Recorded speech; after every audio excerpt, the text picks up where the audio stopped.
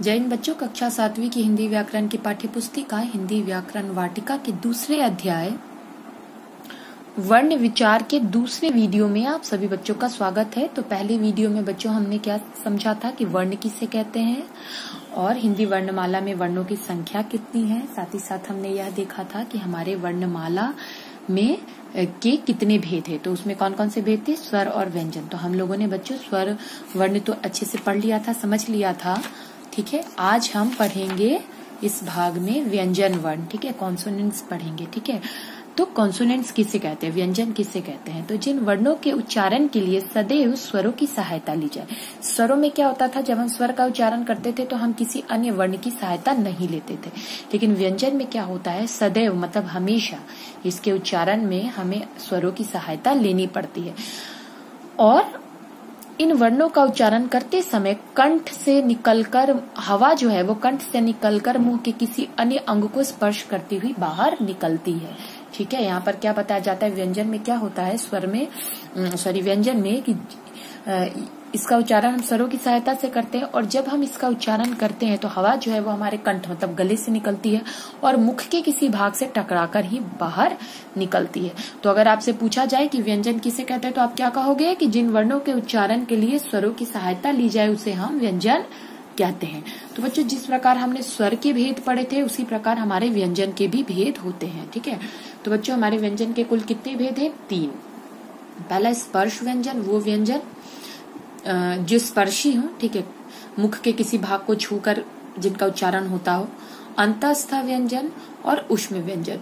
तो ऊष्म व्यंजन वे व्यंजन होते हैं जिनको जब हम बोलते हैं तो मुख से हमारे गर्म हवा बाहर निकलती है। और अंतस्थ व्यंजन कौन होते हैं, ये इनका जब हम उच्चारण करते हैं तो हमारी जो जीभ है वो मुख के किसी भी स्थान को, जैसे जब हम स्पर्श व्यंजन बोलते हैं तो हमारा जो जीभ है पूरा किसी एक स्थान को छूती है। लेकिन अंतस्थ व्यंजन को बोलते समय हमारी जो जीभ है वो मुख के किसी भी भाग को पूरा नहीं छूती, थोड़ा थोड़ा छूती है और उच्चारण हो जाता है, तो वे अंतस्थ कहलाते हैं। ठीक है, तो आइए सबसे पहले स्पर्श व्यंजन पढ़ते हैं। जिन वर्णों के उच्चारण के समय जिह्वा मतलब जीभ मुख के किसी न किसी भाग को स्पर्श करती है, छू लेती है, उसे स्पर्श व्यंजन कहते हैं। ठीक है, तो क च ट त प, मैंने क्या बोला था, क च ट त प, ये 5 जो वर्ग हैं ये पांचों ही स्पर्शी वर्ग हैं। ठीक है, ये पांचों ही स्पर्शी वर्ग हैं। ठीक है, और इनमें क्या होता है, क वर्ग किसी अलग भाग को छूता है, मतलब क वर्ग का उच्चारण करने में जीभ किसी अन्य भाग को छूती है, च में किसी अन्य भाग को, ट में अन्य भाग को, त में अन्य भाग को और प में अन्य भाग को। ठीक है, तो ये सारे हमारे स्पर्शी व्यंजन हैं। जैसे इनका नाम भी इनका नाम पता है, क वर्ग का नाम क्या है, कंठ से उच्चारित। ठीक है, मतलब कंठोष्ठ वर्ण। तो इनको कंठोष्ठ वर्ण इसलिए कहते हैं क्योंकि इनके उच्चारण में आवाज कहाँ से आती है, कंठ से आती है। जैसे बोल के देखिए, क ख ग घ अंग, हर जगह आवाज कंठ से आई, जीभ आपके मुख में एक जगह था। अब जब च वर्ण को बोलोगे तो इसको तालव्य वर्ण कहा जाता है, मतलब तालु से उच्चारित होने वाला। जैसे बोल के देखो, च छ ज झ य, जब ये पांचों आप बोलते हो तो आपकी जीभ जो है कहाँ चिपकती है बच्चों, मुख के ऊपरी भाग पर, तालु पर, है ना, चिपकती है ना। बोल के देखो, च छ ज झ य, तो इनको हम तालव्य वर्ण कहते हैं। तीसरा है ट वर्ग। ट ठ बोलोगे तो आप देखोगे क्या होता है कि तालु जो है, जैसे आप च छ ज बोलते हो तो दांत के थोड़ा ऊपर जीभ आपका चिपकता है, च छ। और जब आप ट ठ ड ड बोलते हो तो उससे भी थोड़ा ऊपर, है ना, चिपकता है जीभ, उसको हम मूर्धा कहते हैं। इसलिए इन ट ठ ड ढ अड़ और ढ को हम मूर्धन्य वर्ण कहते हैं, जो हमारे मूर्धा से चिपकता है, तालु से भी थोड़े ऊंचे भाग को। बोल के देखो, ट ठ ड ढ अण अड़ ढ। ठीक है, तो यहाँ पर हमारा जीभ कहाँ पर बच्चों छू रहा है, तालु से भी थोड़ा ऊंचा। ठीक है, तो उसको मूर्धा कहते हैं, तो इसलिए इन वर्ण को हम मूर्धन्य वर्ण कहते हैं। अब त थ द द बोल के देखो, त थ द ध न, तो आपकी जीभ कहाँ चिपक रही है बच्चों, दांत पे। तो इन वर्णों को हम क्या कहते हैं, दंतोष्ठ, सिर्फ दंतव्य वर्ण, मतलब जो है हमारे दांत से टकराकर जीभ हमारी टकराती है और तब ये इसका उच्चारण होता है, तब इसकी ध्वनि निकलती है मुख से। अब आता है प। प, फ, ब, भ, म। इन पांचों को बोला तो आपके मुख का कौन सा भाग चिपकता है बच्चों? हमारी होठ है ना, तो इसको ओष्ठ्य वर्ण कहते हैं। तो ये हमारे स्पर्शी व्यंजन कुल कौन कौन से? 25 है। कौन कौन से? क वर्ग, च वर्ग, ट, त और प वर्ग। ठीक है, क, च, ट, त, प। आप डायरेक्टली भी इनका नाम एक लिख सकते हो। बोलो तो क्या? क, च, ट, त, प। 25 है। 25 के 25 स्पर्शी है। क का उच्चारण कंठ से होता है, च का उच्चारण तालु से होता है, ट का उच्चारण मूर्धा से होता है, त का उच्चारण दांत से होता है, प का उच्चारण होठ से चिपक कर होता है। ठीक है, अब हमारा दूसरा व्यंजन का क्या है भेद? अंतस्थ व्यंजन। तो ये मैंने आपको पहले ही बताया था कि ये व्यंजन जो होते हैं, ये वर्ण जो होते हैं, इनका जब हम उच्चारण करते हैं तो हमारे जो जिह्वा जो है, मतलब हमारी जीभ है, वो मुख के किसी भी भाग को पूरा पूरा स्पर्श नहीं करती। ठीक है, और ये स्वरों और व्यंजनों के बीच में स्थित है। इस तरह ना ये पूरा स्वर है ना ही पूरे व्यंजन है। ये जो वर्ण है वो स्वर और व्यंजन के बीच में पाए जाते हैं। ठीक है, ना तो ये पूरे स्वर है ना ही पूरे व्यंजन है। इनकी संख्या कितनी है? 4 है। य, र, ल और व। आप इनको बोल बोल के देख सकते हैं। ठीक है, य, र, ल, व। आप देखिए, जब आप चारों का उच्चारण करते हैं तो हमारी जीभ है वो कहीं भी पूरे तरीके से नहीं चिपकती। तो जहां पर हमारी जीभ, जिन वर्णों का उच्चारण करते वक्त हमारी जीभ पूरे तरीके से मुख में नहीं चिपकती, वो अंतस्थ कहलाते हैं। और इनकी संख्या कितनी है बच्चों? 4, य, र, ल और व। ठीक है, तो हमने 2 भेद पढ़ लिए, कौन सा? स्पर्श और अंतस्थ। अब हम क्या पढ़ेंगे बच्चों? ऊष्म व्यंजन। ठीक है, वैसे आपको नाम से ही समझ में आ रहा होगा, ऊष्म का मतलब क्या होता है? गर्म, है ना। ऊष्मा का मतलब गर्मी। ठीक है, अब पढ़ते हैं। जिन वर्णों के उच्चारण के समय मुख में वायु की तीव्र गति से रगड़ खाने के कारण ऊष्मा उत्पन्न होने का अनुभव होता है। हाँ जी, ये क्या होता है? बहुत ही तीव्र गति से इसका उच्चारण होता है, तीव्र मतलब तेजी से, और मुंह के अंदर हमारे घर्षण होता है, थोड़ी सी रगड़ होती है, जिसके कारण हमको लगता है कि ऊष्मा उत्पन्न हो रही है, गर्माहट सी उत्पन्न हो रही है, इसलिए इनको ऊष्म व्यंजन कहते हैं। और इनकी भी संख्या 4 है। जैसे बोल के देखो, श, श, स, ह। ठीक है, तो आपने देखा, आपका इसको बोलते वक्त आपकी मुंह का जो बनावट है वो भी थोड़ा बहुत इधर उधर, मुंह भी हिलता है अलग अलग तरीके से, और थोड़ा बल भी लगता है, और बहुत ही तीव्र गति से होने का कारण हमको लगता है कि हमारे मुंह में थोड़ी गर्माहट सी पैदा हो रही है, तो इसलिए इनको ऊष्म व्यंजन कहते हैं। ठीक है, अब यहाँ पर देखिए विसर्ग। ठीक है, विसर्ग का प्रयोग केवल तत्सम शब्दों में ही होता है। हमने पहले ही पढ़ लिया है कि विसर्ग का प्रयोग कहाँ होता है? सिर्फ तत्सम शब्दों में होता है। हिंदी में विसर्ग का प्रयोग बहुत कम होता है, बहुत कम। जैसे प्रातः, अतः, प्रायः, 3-4 ऐसे 2-4 और शब्द हैं जिनका प्रयोग करते हैं तो होता है, अदरवाइज नहीं होता है। ठीक है, अब हमने व्यंजन पढ़ लिया। ठीक है, व्यंजन की भेद भी पढ़ लिए। अब हम क्या पढ़ेंगे? संयुक्त व्यंजन की हिंदी भाषा में कौन कौन से संयुक्त व्यंजन है। तो हिंदी भाषा में मुख्य 4 संयुक्त व्यंजन है। अक्षर, जिसका निर्माण क और श से होता है, त्र, त और र से बनता है, ज और य से ज्ञ बनता है, श और र से श्र बनता है। द्वित्व व्यंजन, यहाँ पर एक और व्यंजन हमने पढ़ा, द्वित्व व्यंजन। तो जब एक ही व्यंजन स्वर रहित रूप और स्वर युक्त रूप में संयुक्त रूप से उच्चरित हो तो वो द्वित्व कहलाता है। ठीक है, क्या कह रहा है? स्वर रहित मतलब बिना स्वर के, और स्वर युक्त मतलब स्वर के साथ। जब एक ही व्यंजन 2 बार संयुक्त रूप से लिखा जाए तो उसे द्वितीय व्यंजन कहते हैं। जैसे अगर आप लिखते हो बच्चा, ब, च और चा, और अगर मैंने च के नीचे हलंत लगा दिया, मतलब क्या? च आधा है, इसमें स्वर का प्रयोग नहीं हुआ है। और यहाँ अगर मैंने च पूरा लिखा है तो यहाँ पर स्वर जुड़ा हुआ है, तो ये क्या हो जाएगा? बच्चा। तो ये च च संयुक्त, हम तो ऐसे मैंने लिख के बताया, लेकिन अगर हम लिखे तो बच्चा ऐसे लिखते हैं ना, आधा च और पूरा च, फिर संयुक्त च। ठीक है, तो ये क्या हो गया? बच्चा। ठीक है, तो ऐसे व्यंजन जो एक ही व्यंजन हो, एक में स्वर लगा हो, एक में स्वर न लगा हो, और उन्हें एक साथ लिखा जाए तो वे द्वितीय व्यंजन कहलाते हैं। अच्छा बच्चों, हिंदी विषय में विशेष व्यंजन भी है। ठीक है, ठीक है, तो कुछ ड और ढ, अड़ और ढ हिंदी के विशेष व्यंजन है। ये 2 ही हैं। इनके उच्चारण में जीभ को ऊपर उठाकर आगे की ओर फेंका जाता है। जैसे र बोल के देखो, र, तो आपकी जीभ थोड़ी मुड़ती है, और जब बोल लेते हो तो जीभ खुल जाती है। ठीक है, जैसे ड़, ढ, आप बोला तो थोड़ी जीभ मुड़ी ना तालू के ऊपर जाने से। हाँ, तो इनसे पहचान आता है कि ये विशेष व्यंजन है। ठीक है, इसलिए इन्हें उत्क्षिप्त ध्वनियां भी कहा जाता है। ध्यान रहे, ड़ और ढ का प्रयोग कभी भी शब्द के आरंभ में नहीं होता, मतलब इनसे कोई शब्द बनता नहीं है, ये अंत में ही लगाए जाते हैं। ठीक है, बलाघात, उच्चारण में किसी अक्षर पर अगर विशेष बल पड़ता है तो उसे बलाघात कहते हैं। जैसे स्मृति को 5 रुपए चाहिए, तो यहाँ पर स्मृति को स पे विशेष बल नहीं पड़ा। स्मृति किस पे ज्यादा बल पड़ा? स्मृति को 5 रुपए चाहिए, स्मृति तो री पर ज्यादा पड़ा, तो ये बलाघात कहलाता है। अनुतान, बोलने में भावों के अनुसार स्वर का उतार चढ़ाव और आरोह अवरोह होता है, उसे अनुतान कहते हैं। जैसे मान लो गाना गाते हैं तो सुर लगते हैं ना हमारे, वैसे ही जब हम कोई सेंटेंस पढ़ रहे हो, कक्षा में हम मौखिक पाठन कर रहे हो, पाठ को पढ़ रहे हो और हाव भाव के साथ उसको पढ़ो। जैसे राजा ने कहा, अरे तुमने ऐसा क्यों किया, ठीक है, तो वो जो भाव भंगिमाएं होती हैं, जो उतार चढ़ाव होता है, उसको हम अनुतान कहते हैं। ठीक है, अब व्यंजन के भेद किसके आधार पर किए गए हैं? व्यंजन के भेद उच्चारण के आधार पर भी किए गए हैं। ठीक है, तो उच्चारण के आधार पर 2 प्रकार के व्यंजन, एक अल्प प्राण और एक महाप्राण। तो अल्प प्राण किसे कहते हैं? जिन व्यंजनों के उच्चारण में श्वास वायु मतलब हवा की मात्रा कम और कमजोर होती है, उन्हें अल्प प्राण कहते हैं। मतलब उन वर्णों को हम अल्प प्राण कहते हैं जिसके उच्चारण में हमको थोड़ा कम समय लगे, हवा भी कम निकले। जैसे क ग, मतलब ये आधा आधा क ग जिसमें हलंत लगे हुए होते हैं, वो अल्प प्राण होते हैं। ठीक है, क ग अंग च ज, तो पूरा पूरा नहीं बोल सकते इनको।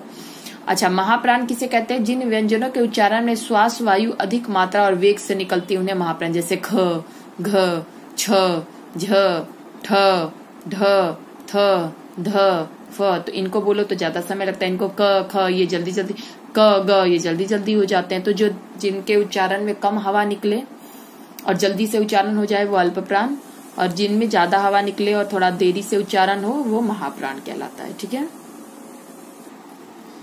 अब आगे हम पढ़ेंगे वर्ण संयोग। ठीक है, वर्ण आप जान समझ ही गए क्या होता है। संयोग का मतलब जोड़ना। ठीक है, वर्णों का परस्पर मिलना जोड़ना ही वर्ण संयोग कहलाता है। ध्यान दें, आप जानते हैं कि स्वरों की सहायता के बिना व्यंजनों का उच्चारण नहीं होता। जब किसी व्यंजन में स्वर शामिल नहीं होता तो उसके नीचे हम हलंत लगा देते हैं। व्यंजन का व्यंजन से मेल होने की स्थिति में आपको निम्नलिखित नियमों का ध्यान रखना होगा। मतलब अगर व्यंजन का संयोग हम व्यंजन से करते हैं तो हमको बहुत सारी बातें ध्यान रखनी होती है। पहला, व्यंजनों के अंत में खड़ी रेखा अर्थात पाई वाले व्यंजन। अच्छा देखो, जो पाई वाले व्यंजन होते हैं जिनमें खड़ी रेखा होती है, सीधी एक लाइन होती है। ठीक है, आदि जब अपने से आगे व्यंजन से मिलते हैं तो उनकी पाई हट जाती है। जैसे देखो, अगर ज और य को आपस में मिलाओगे तो एक की पाई हट जाती है, एक आधा बन जाता है, एक पूरा। स त में देखो आधा स हो गया, त पूरा है। मल में तो अम्ल। ठीक है, तो म और ल को जोड़ा तो म आधा हो गया, ल, एक की पाई हट जाती है। ठीक है, अब बिना पाई वाले व्यंजन जो है जिनमें पाई नहीं होती, जैसे छ, ट, ठ, ड, ढ, ह, ये अगर किसी व्यंजन से मिलते हैं तो हलंत लगाने के बाद दूसरा व्यंजन पूरा लिखा जाता है। ठीक है, एक में हलंत लगा देते हैं, मतलब एक आधा हो जाता है और दूसरा पूरा हो जाता है। जैसे शुद्ध, ठीक है, द और ध जोड़ा तो द आधा हो गया, ध पूरा हो गया। हन में चिन्ह तो ह आधा हो गया, न पूरा हो गया। द य जोड़ा विद्यालय तो द आधा हो गया, य पूरा हो गया। दभ मतलब अद्भुत तो द आधा, भ पूरा हो गया। ठीक है, अब ध, घ और ध का रूप एक जैसा दिखाई देता है, जैसे घ से घर और ध से धनुष। इसके कारण कई बार हम बच्चे क्या कर देते हैं, अशुद्धियां कर देते हैं, मतलब बच्चों से क्या हो जाती है, मिस्टेक हो जाती है। इसी कारण कई छात्र विद्यालय को विद्यालय पढ़ते और बोलते हैं। ठीक है, तो हमको इसमें फर्क रखना है। घ से क्या होता है, घर, और ध जिसमें यहाँ एक गोला बनता है और ऐसे बनता है, उससे होता है धनुष। ठीक है, तो हमको इसका फर्क रखना है, बिल्कुल भी गलत उच्चारण नहीं करना है। क और फ का व्यंजनों से संयोग होने पर क्या होता है? अगर क में अगर कोई व्यंजन जोड़ दे तो क्या बनेगा? क में अगर ल जोड़ोगे तो क आधा हो जाएगा और दूसरा व्यंजन पूरा हो जाएगा। फ में त जोड़ोगे तो क्या होगा? अगर क के साथ तो क में अगर त जोड़ा तो रक्त, मतलब इसमें भी क आधा और त पूरा। और अगर आप फ में भी कोई व्यंजन जोड़ते हैं तो फ आधा हो जाता है और जो व्यंजन जोड़ते हैं वो पूरा रह जाए। जैसे रफ्तार तो फ आधा हो गया, त पूरा रह गया।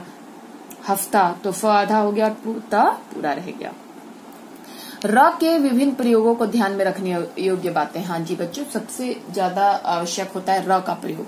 तो र के प्रयोग में देखिए कौन कौन सी विशेष बातों का ध्यान रखना होता है। यही आप लोग गलती करते हैं, जैसे प्रकृति, ग्रह, गृह, है ना, आशीर्वाद, तो आप लोग ये वर्ड गलत लिख देते हो। क्यों? क्योंकि आप लोगों को र की मात्राओं का ज्ञान नहीं है। तो यही पर मैं बता रही हूँ, आप इसकी प्रैक्टिस करें और इधर जब आप घर में हैं तो इस पाठ को अच्छे से पढ़िए, सुनिए और इस त्रुटि को, ये जो मिस्टेक आपकी होती है, इसको सुधार लीजिए। क, र से पहले अगर कोई स्वर रहित व्यंजन हो, मतलब र से पहले अगर कोई हलंत वाला व्यंजन हो जो आधा हो, ठीक है, आधा समझ लीजिए। र से पहले अगर कोई आधा व्यंजन हो तो र उसके पैर के नीचे आ जाता है, ठीक है, जैसे क्रम, प्रकाश, द्रव्य, ग्रह।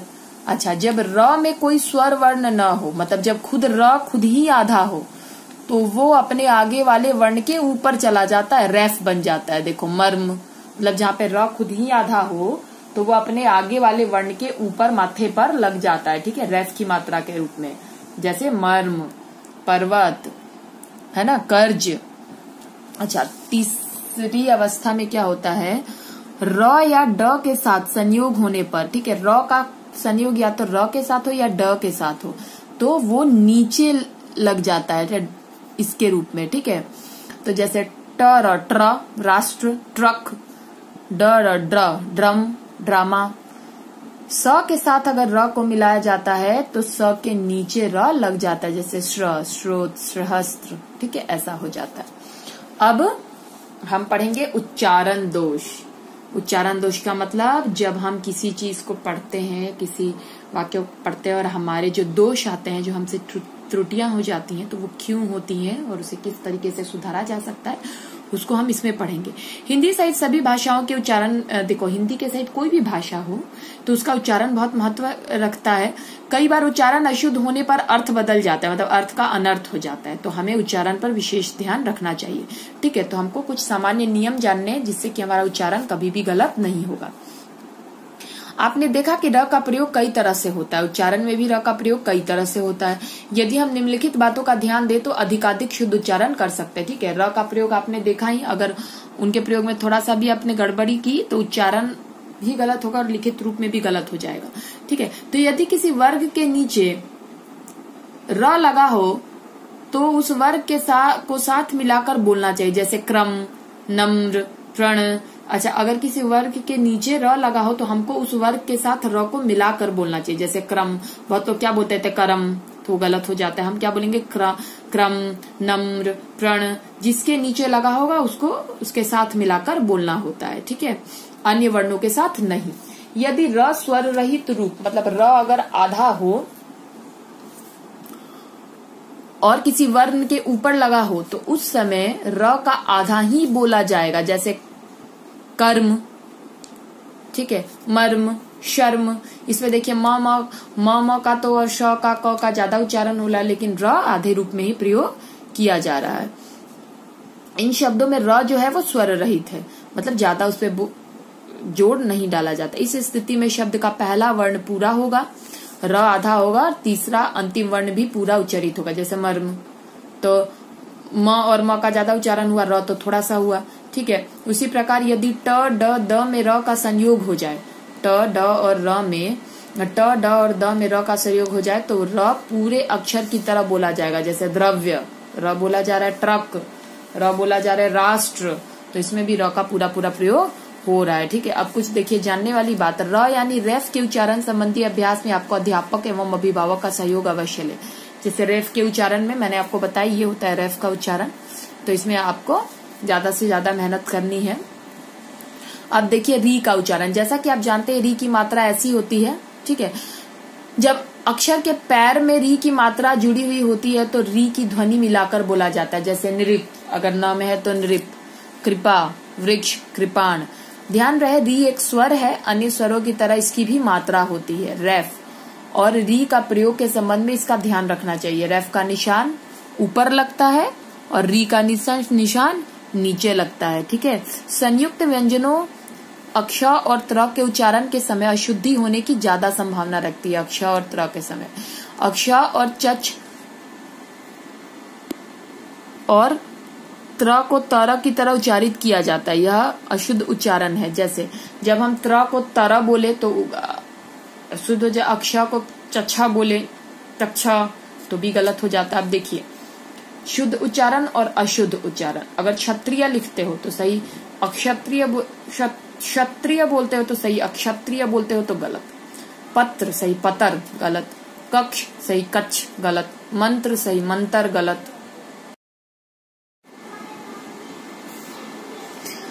अब आगे देखिए, व्यंजनों के उच्चारण में सबसे अधिक अशुद्धियां ह्रस्व और दीर्घ स्वर में ही होती है। ठीक है, जब हम स्वर की मात्रा लगाते हैं ना, ह्रस्व कितने हैं हमारे, मैंने बताया था ह्रस्व स्वर कितने हैं बच्चों, ह्रस्व हमारे कुल 4 हैं और दीर्घ बाकी के 7।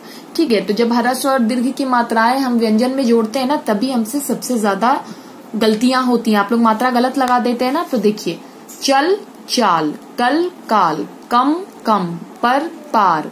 ठीक है, तो ये देखिए, अगर आपने कल बोला तो काल होगा, कीन तो किन होगा, दीन दिन होगा। अगर आपको दिन लिखना है, मतलब इस दिन ये हुआ, तो अगर आप दिन लिख देते हो तो दिन मतलब गरीब होता है।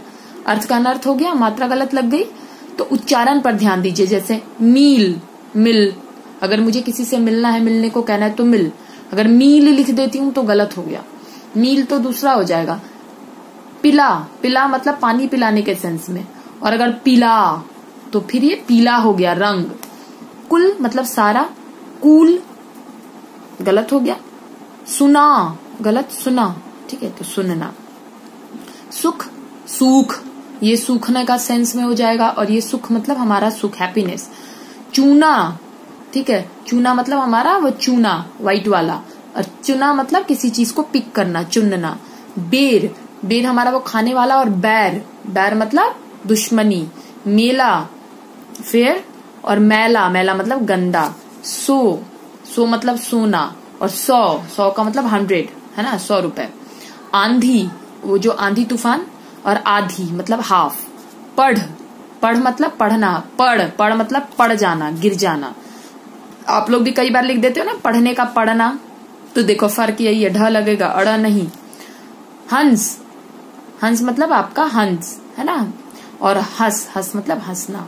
बढ़, बढ़, बढ़, बढ़ मतलब थोड़ा बड़ा, और बढ़ मतलब आगे बढ़ना। है, सेंटेंस को जब हम कंप्लीट करते इज के सेंस में होता है। हैं जब हम किसी को थोड़ा सम्मान देते हैं तब लगाते हैं, ये बहुवचन में भी लगाते हैं। वह, वह मतलब दैट के सेंस में, और बह मतलब बह जाना। कहे, कहे मतलब, और कहे, कहे सही होगा, कहे गलत हो गया।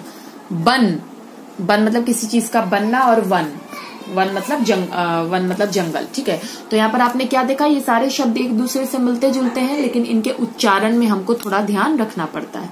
अब देखिए, आगत ध्वनियों के उच्चारण के समय आपको विशेष ध्यान रखना चाहिए। आगत ध्वनि मैंने बताया था, वे ध्वनियां जो उर्दू, फारसी और अंग्रेजी और बहुत और भी अलग सारे शब्दों से ली गई हैं, उनके उच्चारण में हमको ध्यान रखना चाहिए। अगर थोड़ा भी उनके उच्चारण में हमने त्रुटि की तो अर्थ ही बदल जाएगा।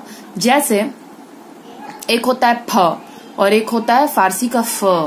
ठीक है, शब्दों के साथ फ ध्वनि है, उसका उच्चारण उसी के साथ होना चाहिए। जैसे फन और फन, तो इसमें फन का अर्थ होता है कला। अगर हम में कोई कला है, जैसे नृत्य की कला, संगीत की कला, तो हम कहेंगे उस बच्चे में बड़ा फन है। और अगर सांप का फन है तो उसको फन नहीं बोलोगे, उसको आप फन बोलोगे। ठीक है, अच्छा, दूसरा नियम जैसे क ख ग ज, मैंने इसको इसलिए बोला क्योंकि इसके नीचे नुक्ते लगे हुए हैं। तो ये फारसी की ध्वनि है, इनका कभी कभी हिंदी में ध्यान देना बहुत जरूरी हो जाता है। जैसे राज, तो राज मतलब किसी भी, कोई भी राजा का शासन, और अगर राज तो राज का क्या हो जाता है, रहस्य, कोई सीक्रेट। ठीक है, यदि इन दोनों उच्चारण के समय ज और ज का ध्यान नहीं, अगर ज और ज का ध्यान रखते हैं तो अर्थ समझ में आ गया, और अगर ज और ज का ध्यान नहीं रखते हैं तो क्या हो जाएगा, अर्थ का अनर्थ हो जाएगा। गज और गज, खुदा और खुदा। ठीक है, दोनों में फर्क, ये खुदा मतलब खोदना, और ये खुदा मतलब भगवान, अल्लाह। ठीक है, तो दोनों में बड़ा फर्क होता है। जरा सा आपने देखा ना, आपने नुक्ता लगाया ही नहीं तो अर्थ कितना जल्दी बदल गया। आ और आ की ध्वनि से उच्चारण का अंतर भी आपको ध्यान में रखना होता है। जैसे आ और ओ बीच की ध्वनियां है, इनका उच्चारण भी अलग ही होता है। जैसे डॉक्टर न कि डॉक्टर, डॉक्टर नहीं कहेंगे, डॉक्टर कहेंगे। कॉपी न कि कापी, अगर कापी कहोगे तो गलत, कॉपी कहना पड़ता है। ठीक है, तो इनके उच्चारण पर भी हमको ध्यान देना होता है। अनुस्वार और अनुनासिक ध्वनियों का उच्चारण सावधानी से किया जाना चाहिए। ठीक है, नहीं तो गड़बड़ी हो जाती है। जैसे हंस को हंस ही बोलोगे, और हंस को हंस ही बोलोगे। अगर हंस हंस के बोला मैंने तो गलत हो जाएगा, हंस के बोला मैंने।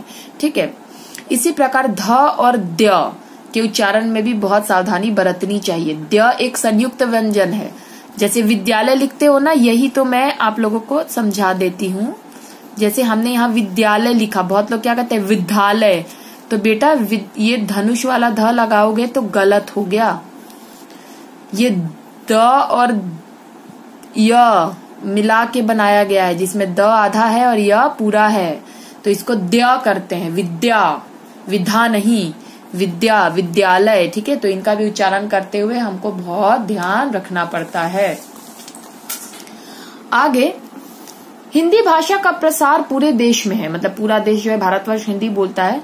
देश में हिंदी के साथ साथ बहुत सी भाषाएं भी बोली जाती है, क्षेत्रीय भाषाएं। इस कारण हिंदी के शब्दों का उच्चारण हर स्थान पर अलग अलग भाषाभाषी अलग अलग तरीके से करते हैं, तो इसका प्रभाव भी हिंदी भाषा पर पड़ जाता है। इस प्रभाव को व्याकरणिक दृष्टि से अशुद्धि माना जाता है। तो आइए कुछ शुद्ध देखते हैं कि लोग कहाँ अशुद्धियां कर देते हैं। बहुत लोग स्कूल को क्या करते हैं, हरियाणा के लोग स्कूल को क्या कहते हैं, स्कूल को सकूल। पानी को पानी, पानी पीना है, ठीक है, तो गलत है ये। स्कूल होगा ऐसे और पानी नहीं होगा, पानी होगा। स्टेशन, जबकि क्या होगा स्टेशन। मन्ने, मैंने। इसी तरह संयुक्त वर्ण का भी, संयुक्त व्यंजन का भी प्रयोग करते वक्त पंजाबी लोग गलतियां करते हैं, जैसे रजीव, जबकि क्या होगा राजीव। सामाजिक, जबकि गलत है सामाजिक, सामाजिक होगा। पुत्र, पुत्र को लोग कहते हैं पुत्र, है ना। नाराज को कहते हैं नाराज, तो मात्राएं गायब कर देते हैं, तो यहाँ पर क्या हो जाता है, यह अशुद्ध हो जाता है।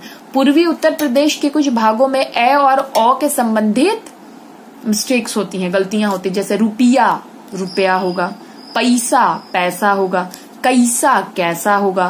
कौन, कौन नहीं होगा, कौन होगा। इसी प्रकार बिहार, सिंध, महाराष्ट्र, पहाड़ और दक्षिण भारतीय प्रदेशों के उच्चारण में भी स्थानगत प्रभाव दिखता है।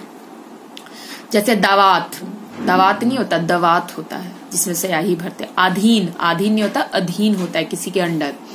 आजकल, आजकल नहीं होता, आजकल, आजकल होता है। यहाँ पर देखिए, यहाँ से भी हटा दिया ना, ये यहाँ पर मात्रा नहीं लगेगी, आजकल होगा। हस्ताक्षेप, हस्ताक्षेप नहीं होता, हस्तक्षेप होता है। ठीक है, आ के स्थान पर अह कर देते लोग। सामाजिक, सामाजिक। पारिवारिक को पारिवारिक कर देते, तो यह शुद्ध हो गया।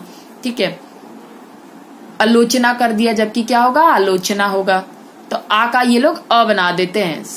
सांसारिक को संसारिक बना दिया। ठीक है, तो ये अशुद्धियों का हमको ध्यान रखना पड़ता है। ठीक है, तो आप देख लीजिए कितनी अशुद्धियां एक बार और इनको आपको घर में बोल बोलकर इसकी प्रैक्टिस करनी, अभ्यास करना है। ठीक है, इस पृष्ठ में भी और अगले पृष्ठ में भी देखिए ऐसी बहुत सारी अशुद्धियां। मैं कुछ कुछ आपको पढ़ के समझा देती हूँ, बाकी आपको वीडियो को पॉज करना है और इनको बोल बोल के खुद इनके बीच का अंतर जो है वो समझना है, अशुद्ध और शुद्ध देखना है।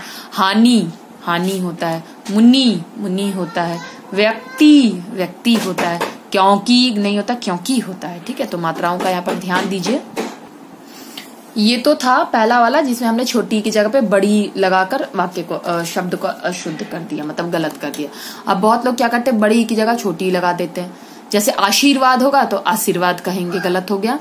पत्नी होगा तो वहां पर क्या कहें, पत्नी होगा तो पत्नी बोल देंगे, वहां छोटी की मात्रा लगा देंगे। वैसे ही ये दो और यहाँ पर उदाहरण दिए हुए, वो भी आप पढ़िए। छोटे ऊ के जगह पर बहुत लोग बड़े ऊ लगाते, जैसे प्रभु तो प्रभु कर दिया, गलत हो गया। मधु, मधु कर दिया तो गलत होगा। वैसे ही गुरु और गुरु, ठीक है, इनमें भी देखिए। फिर बड़े ऊ के जगह बहुत लोग छोटे ऊ की मात्रा लगाते, जैसे रूप होता है, लेकिन लोग क्या करते थे, रूप लिखने नहीं जानते, क्योंकि देखिए र में जब हम ऊ की मात्रा लगाएंगे तो अगर छोटी लगाएंगे तो ऐसे, और अगर र में बड़े ऊ की मात्रा लगाएंगे तो ऐसे लगाएंगे। ठीक है, तो इस बात का ध्यान रखना होता है, वरना गलत हो जाएगा। चाकू, चाकू नहीं होता, चाकू होता है। ठीक है, डाकू, डाकू नहीं होता, डाकू होता है। शून्य, शून्य नहीं होता, शून्य होता है। ठीक है, तो इन मात्राओं का हमको ध्यान रखना होता है। री और र में भी अशुद्धि होती है, जैसे भ्रष्ट नहीं होता, भ्रष्ट होता है। कृष्ण नहीं होता, कृष्ण होता है। लोग बोलते भी है कृष्ण को कृष्ण भगवान, लेकिन कृष्ण होता है। ठीक है, ऋषि बोल देते हैं बहुत लोग ऋषि को, लेकिन ऋषि होता है। दृष्टि बोलते हैं लोग, लेकिन क्या होता है शुद्ध रूप दृष्टि। री की मात्रा नीचे लगती है, तो हम इसको री के हिसाब से पढ़ेंगे। बहुत लोग ए और ए की मात्रा में शुद्ध होता है ऐतिहासिक, वो कहेंगे ऐतिहासिक। ऐक्य होता है, वो ऐक्य कहेंगे। ठीक है, ऐसा होगा ऐसा लिख देंगे। मतैक्य होगा तो वो मतैक्य लिख देंगे। ठीक है, तो ये ए और ए वाली मिस्टेक्स हैं। फिर ओ और औ में भी अशुद्धि होती है, जैसे उपरोक्त अशुद्ध हो गया, उपरयुक्त सही है। त्योहार गलत हो गया, त्योहार शुद्ध है। लौकिक गलत है, लौकिक सही है। पड़ोस, बहुत लोग बोलते हैं पड़ोस में गया था, लेकिन पड़ोस नहीं होता, पड़ोस होता है। ठीक है, वैसे ही देखिए इस पृष्ठ में भी अनुस्वार और अनुनासिक वाला है। हंस, हंस। पंच, पांच। हंस, हंस। ठीक है, तो ये यहाँ पर दिया हुआ है। विसर्ग में भी होता है, जैसे दुख ऐसे लिखते हुए अशुद्ध है, दुख ऐसे लिखेंगे। निसंतान लिखते हैं, गलत है, निसंतान लिखा जाता है। ठीक है, अतः लिखते हैं, गलत है, अतः लिखेंगे इसको। ठीक है, अल्प प्राण और महाप्राण में भी होता है, जैसे घनिष्ठ गलत, घनिष्ठ होता है। ठीक है, अनिष्ट, अनिष्ट गलत, अनिष्ट होता है। हिंदू स्थान गलत, हिंदुस्तान सही। निष्ठा गलत, निष्ठा सही। कनिष्ठ गलत, कनिष्ठ सही। धोखा गलत, धोखा सही। टिप्पणी गलत, टिप्पणी सही। आदर्श गलत, आदर्श सही। न और अण की भी अशुद्धियां होती हैं, जैसे पानी, पानी नहीं होगा, क्या होगा, पानी। किरण, किरण नहीं होगा, किरण। प्रणाम नहीं होगा, प्रणाम। प्रमाण नहीं होगा, प्रमाण। ठीक है, ड और ड़ से संबंधित, ढ और ढ से संबंधित अशुद्धि होती है, जैसे पढ़ाई, ये गलत है, यहाँ आपने बिंदी नहीं लगाई, पढ़ाई ये सही है। चढ़ाई गलत, चढ़ाई ये सही है। पेड़ गलत, पेड़। बुढ़ा, बुढ़े में यहाँ नीचे मात्रा लगेगी। ठीक है, य और ज में भी अशुद्धियां होती है। कभी कभी हम क्या कहते हैं, वो इंसान बहुत योग्य है, लेकिन गलत है, योग्य है। ठीक है, यो हो जाएगा। ठीक है, यहाँ पर दो सेनाओं के बीच युद्ध हुआ, युद्ध नहीं होता, क्या होता है बच्चों, युद्ध। ठीक है, अयोध्या के राजा, कहाँ के राजा थे, अयोध्या के थे, अयोध्या के नहीं थे। यमराज आएंगे और प्राण हर के ले जाएंगे, तो ये गलत हो गया। यमराज आएंगे और प्राण हर के ले जाएंगे। तो इस पृष्ठ में भी देखिए हमने बहुत सारी अशुद्धियां देखी, तो इन्हें आपको बार बार घर पर पढ़ना है, उच्चारण करना है। ठीक है, और इनमें अंतर देखना है कि कब हम कैसे लिखेंगे तो सही होगा और कैसे लिख देने से गलत हो जाता है। ये सामान्य रूप से होने वाली जो गलतियां हैं ना, जो सामान्य रूप से सामान्यतः लोग कर देते हैं, ये वही है। ठीक है, उन्हीं को बताया गया कि किस प्रकार से लोग अशुद्ध कर देते हैं, जरा जरा सा ध्यान नहीं रखने के कारण। अब र और ड़ से भी संबंधित अशुद्धियां हैं, जैसे सड़क। अगर आपको सड़क लिखना है तो आप ये वाला र अगर इस्तेमाल कर देते हो तो गलत हो गया। पिंजड़ा, पिंजड़ा में क्या होता है, पिंजड़ा नहीं होता है, पिंजरा होता है, पिंजरा होता है। ठीक है, तो यहाँ ये वाला र लगेगा। घबराना गलत, घबराना सही। गणेश गलत, गणेश सही। व और ब की भी अशुद्धियां होती है, जैसे बहुत लोग वास्तव कहते हैं, वास्तव नहीं होता, क्या होता है, वास्तव। पूरब, पूरब नहीं होता, पूर्व होता है। वसंत नहीं होता, बसंत होता है। माण नहीं होता, पाण होता है। ठीक है, अब तलाविश, दंत और मूर्धन्य श, इनसे संबंधित मिस्टेक्स हैं, जो वो देखिए कैसी होती हैं। सबसे ज्यादा यही होती है, नमस्कार, नमस्कार। षटकोण, षटकोण। शमशान, शमशान। अभिषेक, अभिषेक। प्रसाद, प्रसाद। शासन, शासन। ठीक है, छ और अक्ष की अशुद्धियां, अक्षात्र, छात्र। क्षत्रिय गलत, क्षत्रिय सही। क्षमा गलत, क्षमा सही। लक्षण गलत, लक्षण सही। कक्षा गलत, कक्षा सही।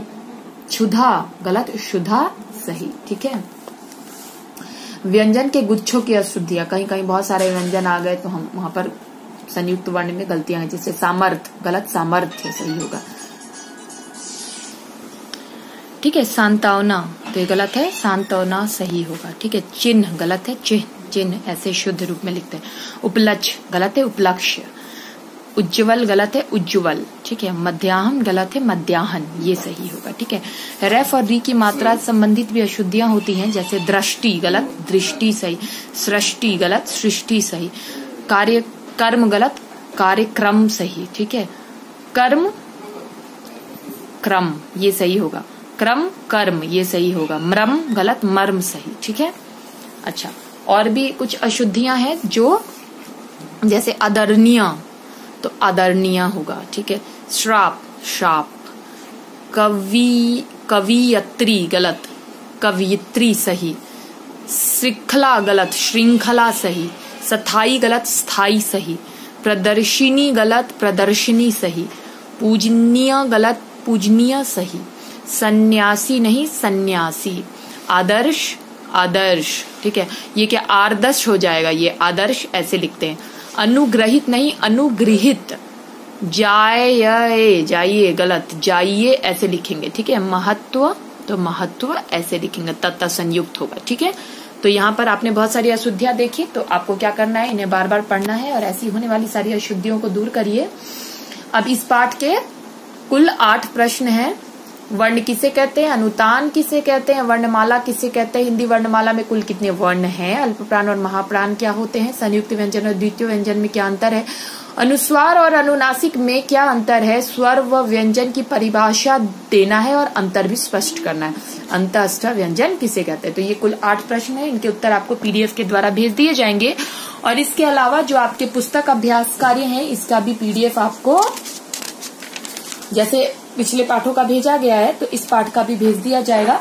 तो बच्चों आपको क्या करना है, इस वीडियो को ध्यान से सुनना है बार बार और अच्छे से आपको अभ्यास करना है, ठीक है। तो तीसरे पाठ के साथ हम जल्द ही मिलेंगे। जय हिंद।